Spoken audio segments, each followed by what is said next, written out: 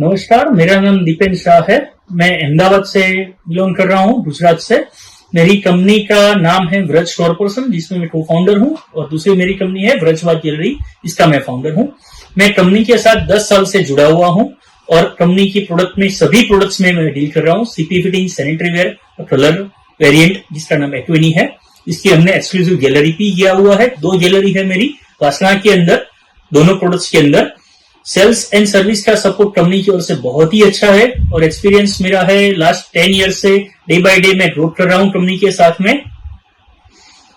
में price company का economy level है। मिड माइल्ड सेगमेंट से लेके हायर सेगमेंट तक सभी प्रोडक्ट के अंदर कंपनी डील कर सकती है इजीली और अवेलेबली। इंडिया की फर्स्ट एंड ओनली कंपनी है जिसके अंदर life time free service company provide कर रही है एंटायर इंडिया पे, जो रेंज ऑफ बहुत अच्छी है। अब भी कस्टमर सर्विस भी अच्छा है, तो उसके अंदर आप भी जुड़िए प्लम्बर बाथवेयर से। Thank you.